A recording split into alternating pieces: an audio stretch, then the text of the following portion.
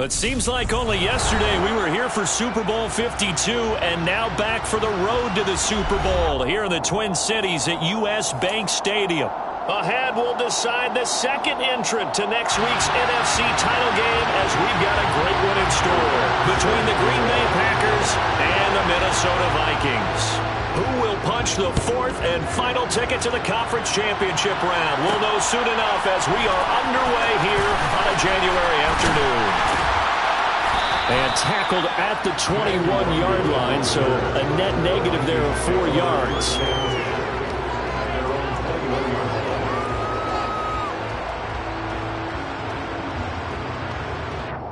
Let's go now.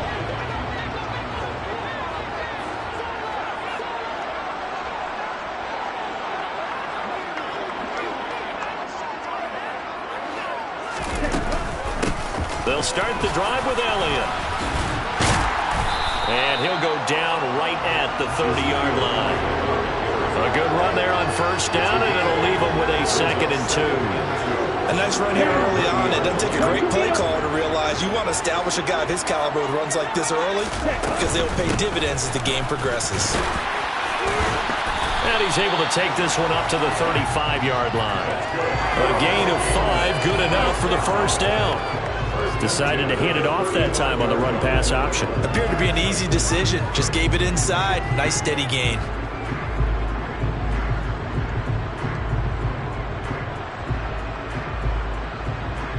Ball up to the 35 now as they come up on 1st and 10.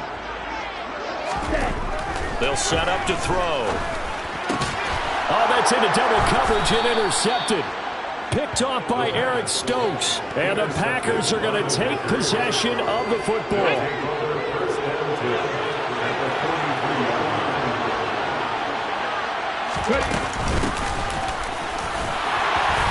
And he'll be brought down at about the 42. Derek Nottie makes the tackle. That felt like a trap because it looked to me like the opposing front was on that play from the get-go. Then everyone crashed in the ball carrier before he even made the line, and they hold him to just a yard. Flush to his right. That one taken in by T. Higgins. He'll get this one down near the 20-yard line, just shy of the 20.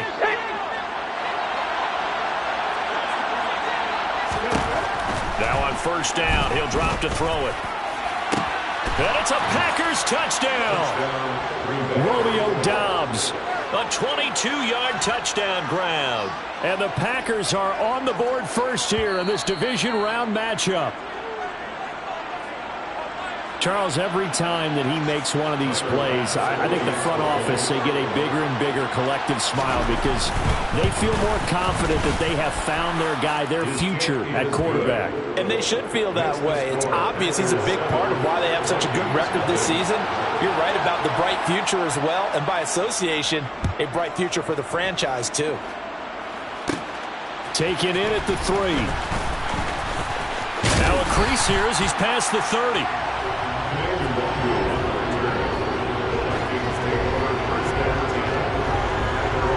The Minnesota offense about ready to get this next drive underway. They threw an interception the first time they had the football, wound up leading to a touchdown the other way. How do you approach drive number 2? Going back to your game plan coming in, everyone has matchups that they like better than others, where they think they have an advantage. Dial up some of those plays. Try and go to those spots and get your offense moving. And 2nd and 10, he'll look to throw again. And he slings one that's incomplete. A couple of quick incompletions, and now they're just one more away from getting off the field. They've got options now. Could they dial up a blitz here or just drop everyone into coverage to crowd the throwing lanes? Now they face a 3rd and 10 after back-to-back incompletions. Back to throw here. They're looking for Jefferson, but this is intercepted. Picked off by Pat Surtain. And into the end zone. It's a pick 6 and a Packer touchdown. Well, CD, we have seen it many times throughout the course of the season. This defense coming up large and snagging a big takeaway. But here they get not just the takeaway, 6 points as well. And you just knew that for this team to advance, it had to get a big performance from this unit. And to this point, they've delivered.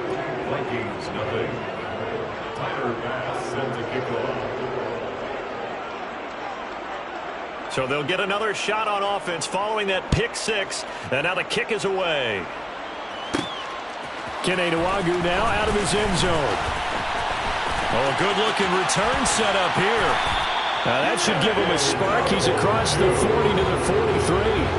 At some point, we're going to get it through our heads. Special teams, special teams, special teams. The spark that often wins games. 10 cycles. After the pick six, they go right back to the air. That's complete to Justin Jefferson. And he'll be brought down just shy of the 40.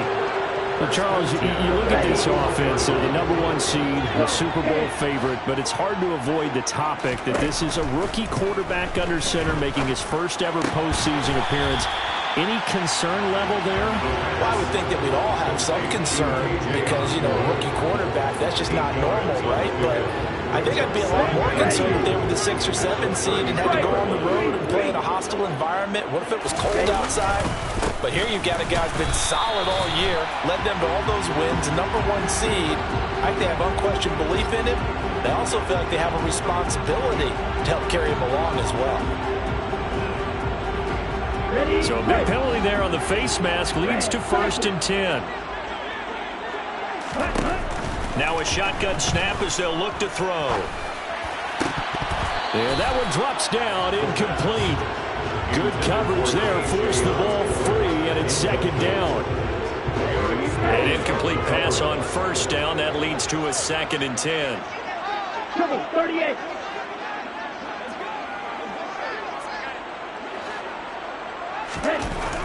They'll look to throw again. And it's caught in the end zone for the Viking touchdown by Justin Jefferson. From 17 yards out. And the Vikings have cut it back within a score. Charles, that's a pretty good response from a rookie quarterback. He's had his struggles in this game, including the interception on the last drive, but there he takes him down the field and puts it in the end zone. I agree with everything you just said right there, and there's a silver lining to all of this, his resiliency. Because let's face it, when things are going bad and you're a youngster, they often continue to go bad.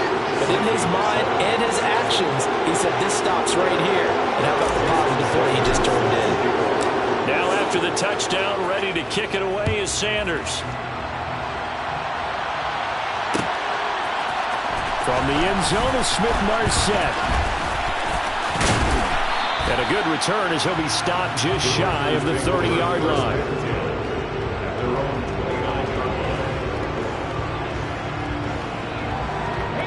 The Packer offense ready to get their next drive underway. This drive here beginning probably with a pair of motivated groups. Remember, the offense scored a touchdown on their last time out. Looking to repeat that in Charles's defense. They were very frustrated after giving up 6 the last time on the field. And frankly, it's just a battle of wills in a lot of ways because you know they're both motivated. They both game plan for this drive, and they both have specific outcomes in mind. To me, it just comes down to who can execute better and which side can step up and assert its will over the other. 8 yards the tally on that 1st down run. Here's 2nd and 2. And they'll keep leaning on the running game. Back to the ground. And the stop here will come at the 38-yard line. 7 yards there and a 1st down.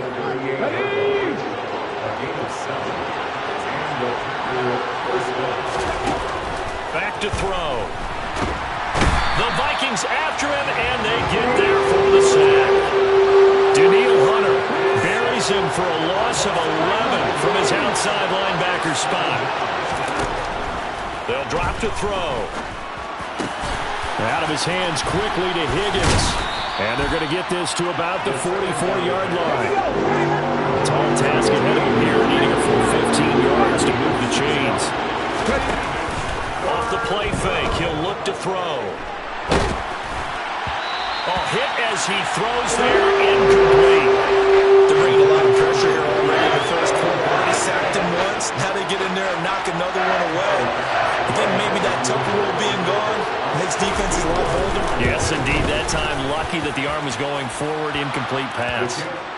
Well, Charles, the NFL record is 66 yards. That was 5 shy of that, but only a handful of guys have ever connected from 61 or deeper, and he can add his name to the list. Yeah, more and more guys are trying it. That doesn't mean the success rate has gone up. That is a long kick. Guaranteed, when he turns on his phone after the game, a ton of congratulatory texts will be awaiting him. The Vikings take over 1st and 10. Here are the Vikings now to start their next drive. They trail here early in this division round game as they seek a spot in the NFC title bout. The throw right side is complete here on the first play of the drive. And they're able to get this one across the 35. First play of the drive going for 14 and also going for a first down. They'll look to throw here. He'll get this out wide here to Elliott. And able to get this one across the 45 before he's brought down. It's a gain of 11 as the Vikings pick up the first. Back-to-back good plays have them on the move on first down. The play-action fake. They'll look to throw. And this throw a bit late as he couldn't reach back for it. And not a common sight, at least on this drive. A momentary setback, though, for this passing game that has been moving well this series. Good thing for them, though. Still 2 more downs to connect and try to pick up another first down. Another throw on second down, and this one incomplete as well. So another incompletion there. He's hitting on fewer than half his pass attempts in this one, and that is not a winning formula. Yeah, so let's make sure to give a little bit of credit to the defense here. They've given him a lot to think about, a lot of different looks, and he seems a little bit confused trying to complete passes. And he'll get this one down near the 20-yard line, just shy of the 20. I don't think anyone would argue that having that extra week definitely helps come playoff time. And those were some fresh legs right there. That extra practice time and planning, certainly in evidence. Again, he'll drop to throw. And that's Elliott, complete. And he'll be marked down right at the 15-yard line. Just about every quarterback is trained to really look downfield first before you come back and make a nice, safe throw. And in this case, that's exactly what he did. Found his running back, let him create some space, and it turned out to be a nice play for the offense. So they don't even need to run a second down play. Give them the first. And typically when we see this jumping, isn't it usually 3rd down, 4th down? They got him on 2nd down. I think that's a lack of discipline.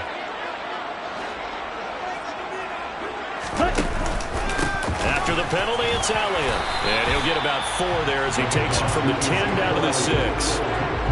So that run gets him about halfway home. Yes, now 2nd and goal. The end zone beckons. It looms. They can do whatever they want. Full playbook. Run it again, or they can go play action and try and put it in that way. They'll try again with Elliott. And he is going to be stopped cold behind the line of scrimmage. So they're back at the 7 now for 3rd and goal. Looking to throw. To the goal line, but it's incomplete. What an excellent defensive stand there in the red zone. Nice tight coverage. They certainly recognized how important it was to bring up 4th down here. Now Jason Sanders for the field goal try. This just a 24th, and they're going to fake it. He wants to throw it here, and he's brought down. Can't do anything with a football. It's a sack and a turnover on downs. They pass up the 3, fake it. It doesn't work. And the Packers D comes up with a big stop. The Packer offense ready to get their next drive underway. They'll come out throwing here to start the drive. And he'll be out right at the 35. Able to find a lot of empty space there, picking up the first down and a 21-yard gain. Under a minute to go, clock running and a back-and-forth first quarter of play. And nothing much materializing there on the first down run. He'll get a couple, and that's it. The last run good for 2. Here's 2nd and 8. He'll look to throw.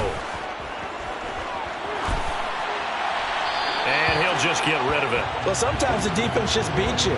Great coverage from the secondary. All of them in the proper position. So instead of trying to throw into tight coverage, he found a way to throw it away and come back and try again the next down. He rifles one that's intercepted. Picked off by Lewis. And the Vikings are going to take possession of the football. Defensively that time, they were in zone coverage. As a rookie QB, what lesson can you learn there? Well, understand this. You saw zone in college, and the defensive backs reacted, but they don't react like they do on this level. So when they're in zone and they see the ball coming to them, they'll react at least a half a second faster. You've got to know where you want to go with the ball and be decisive with it. Otherwise, the end result can be something you don't like. Up the middle, here's Elliott. And he'll go down at the 28. For a lot of guys playing this game, there's no better feeling than running right through a tackle. He's able to lower his center of gravity and churn his legs for a really nice pickup. Back to throw now on first down. Escaping the pressure right. And that will fall incomplete. Oh, they took a shot there on what will turn out to be the final play of this first quarter.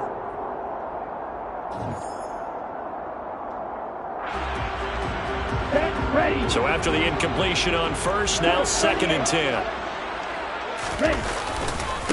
Inside give to Elliott. They get 6. That'll leave them with 3rd and 4. And that looked like some pretty easy yardage there right up the gut. And he's a guy that has some height to him. So when you don't have to drop a shoulder or create or get through contact or trash, makes it a lot easier to stay upright, see the field, and make a run as we just saw there.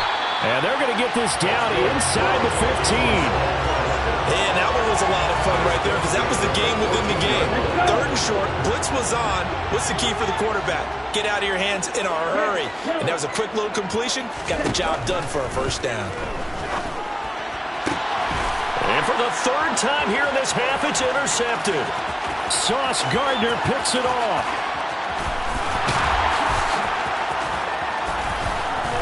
There he goes, right side. The 20. And into the end zone. It's a pick 6 and a Packer touchdown. And we'll see if that pick 6 looms large as this game continues, because we've seen plays like that alter a lot of playoff contests over the years. I would agree with that totally. And you often think to yourself, why do they alter it so much? Because after games, don't we hear coaches and players say, well, one play doesn't usually determine the outcome. But I don't think that's really true, do you? Because there's times when we see plays like that, and all of a sudden the momentum jumps to that team side, it deflates the other side, and they never pick it back up. And then things really go from there, don't they? That's the thing for me. We talk about momentum changes. A play like that is the ultimate momentum change. Now a hit and a loose football. And the Packers pick it up. And his guys are going to get the football at the 23-yard line. So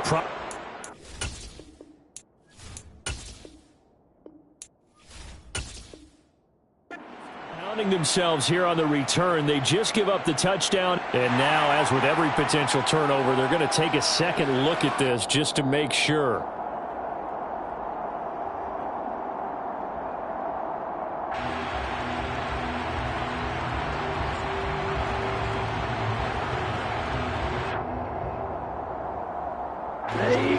The Minnesota offense about ready to get this next drive underway. They've got to be a little shell-shocked. Down double digits at home in the playoffs. And for the